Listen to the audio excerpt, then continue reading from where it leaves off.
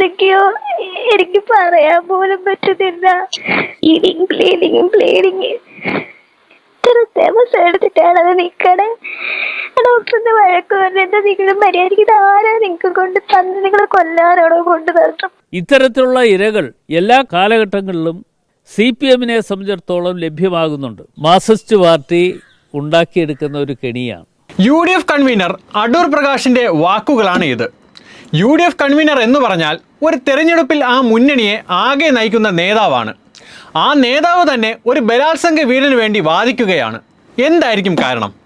രാഹുൽ മാങ്കൂട്ടത്തിന്റെ ഈ പ്രതികരണം ഒന്ന് കാണാം. ആ നേതാവിന് ഇത്തരം വിഷയത്തെപ്പറ്റി സംസാരിക്കാനുള്ള ധാർമ്മികതയെങ്കിലും ഉണ്ടോ? ഉണ്ടെന്ന് ആ നേതാവ് ആർജവത്തോടു കൂടി പറഞ്ഞു കഴിഞ്ഞാൽ ബാക്കി കാര്യങ്ങൾ പിന്നീട് ഞാൻ പറയാം.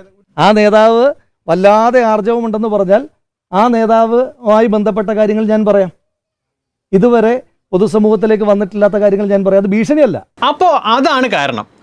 ഒരു പാർട്ടിയെ ആകെ ഭീഷണിപ്പെടുത്തി തൻ്റെ വരുതിയിൽ നിർത്താൻ മാത്രം പാകത്തിന് എന്തൊക്കെയോ രാഹുലിൻ്റെ കയ്യിലുണ്ടെന്ന് പകൽ പോലെ വ്യക്തമായിരുന്നു. ഇപ്പോൾ രാഹുൽ തന്നെ പരസ്യമായി വെല്ലുവിളിച്ച് പറയുന്നുണ്ട് ഇതുവരെ പൊതുസമൂഹത്തിന് മുന്നിൽ വരാത്ത കാര്യങ്ങൾ താൻ പറയാമെന്ന്. നമുക്ക് അവനെ കുറിച്ച് തർക്കങ്ങളില്ല. അവന്റെ പാർട്ടി കോൺഗ്രസ് ആണ്. കോൺഗ്രസ് അവനെ അവിശ്വസിക്കുന്നില്ല.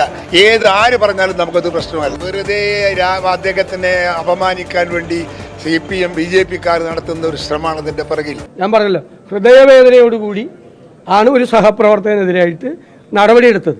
ഞാൻ ആ വിഷയത്തിൽ കൂടുതൽ പ്രതികരണങ്ങളിലേക്കില്ല. പാർട്ടി ചെയ്യേണ്ട കാര്യങ്ങൾ പാർട്ടി ചെയ്തിട്ടുണ്ട്. ഇനി എന്തെങ്കിലും കൂടുതൽ പാർട്ടി ചെയ്യണമെങ്കിൽ അത് പാർട്ടി ആലോചിച്ചിട്ട് പറയും. താരതമ്യേന ഒരു ജൂനിയറായ എന്നാൽ ബലാത്സംഗ വീരനുമായ ഒരുത്തനു മുന്നിൽ ഇങ്ങനെ ഭയന്നു ജീവിക്കുന്നതിനേക്കാളും നല്ലത് അടൂർ പ്രകാശും K സുധാകരനും VD സതീശനും ഷാഫിയുമൊക്കെ ഈ പണി അവസാനിപ്പിക്കുന്നതാണ് നല്ലത്.